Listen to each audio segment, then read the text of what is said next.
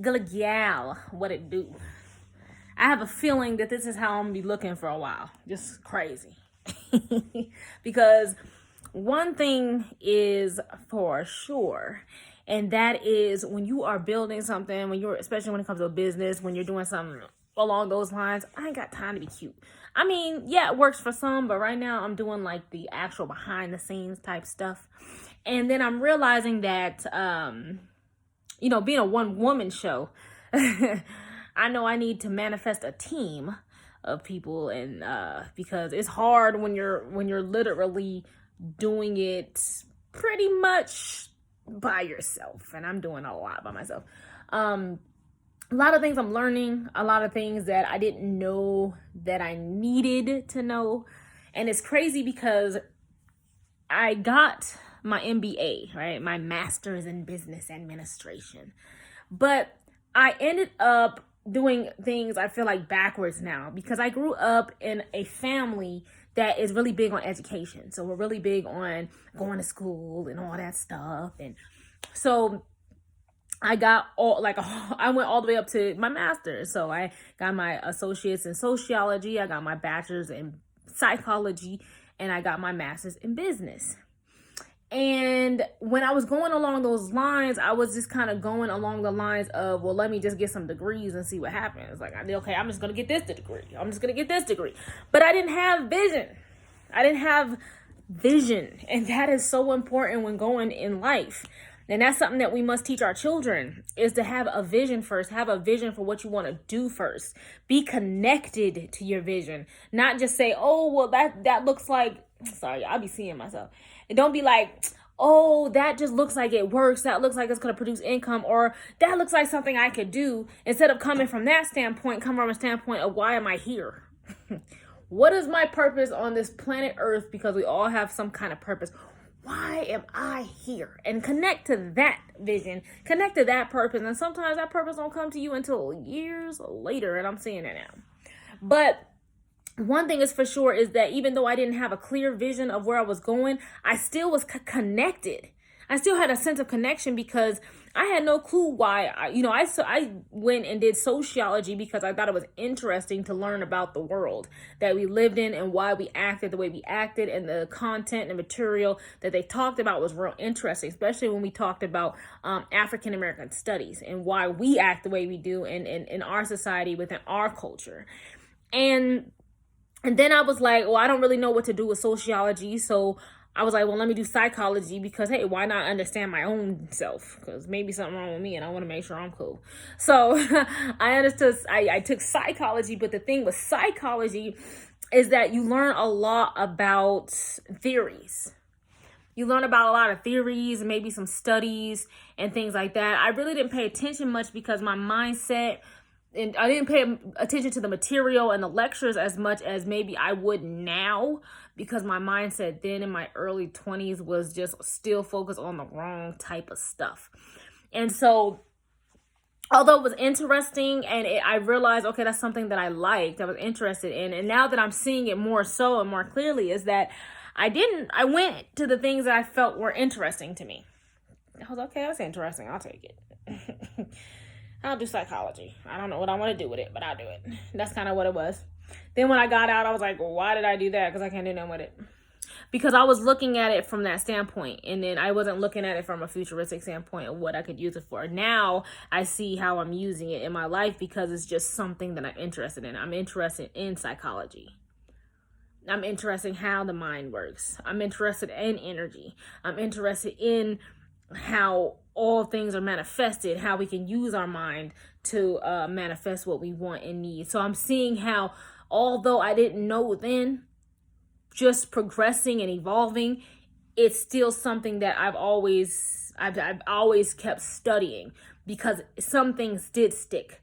But when it comes to the business aspect, in masters in business, like, I did good in the class. Like, I got A's. Like, I was working that program. But that's around the time where I was doing radio, and I got caught up in the life. I ended up getting pregnant around that time. And my mindset was just everywhere. So in terms of really taking the information and using it towards a specific goal and a specific vision, I ended up not using it for years, and I lost sight of what I learned. I lost sight of the information, and now I'm realizing that, wow, a lot of what I learned in that program, I need to know now. Because I need this stuff. I was like, oh shoot, like, oh my God, I learned that in my master's program. But oh my God, why didn't I think that I needed to know that? Now I need to know it because there's a fire up under my ass that says, hey, you need to know this stuff because, yeah, this is how it's done. In terms of, let me give an example. So for my business and doing taxes, like, I realized that I didn't really own a business per se. I owned an LLC. And the difference was I was not paying attention to really paying attention to the financials and the income statements, and actually having profit and loss statement, income statements, cash flow statements, balance sheets. Like, I didn't have the accounting aspect when it came to a business. I was just having an LLC, and I was just working on the creative part of it. I was working on creating what it was, as opposed to building the structural parts of it at the same time. So now I'm in a place where it's like, well, taxes, you have to do your taxes on an LLC even if you're not making any money. Oh, really? You gotta do taxes on that shit? I didn't know that. And then I was like, okay, well, what the hell do I need then? What do I need to have in order to do taxes on an LLC? I mean, literally did not know. And then I was talking to the tax guy, and he was like, oh yeah, you just need your profit and loss statements. I ain't got one. Shit. So I just ended up getting a free 30-day trial of QuickBooks and see if I can put one together so that I can upload that document. So at least I have something in place. But now I have the vision and the foresight to say, okay, now I know what I need to know going forward. Now I can't be playing around no more. Now it's time to have vision. Now it's time to put purpose with vision, and to put logic and practice with the vision. And just so much is going on right now, as y'all see. I mean, if you can see, my hair is a reflection of how I'm feeling right now. This is how I'm feeling right now. But no, I always said there's a difference between distress and eustress.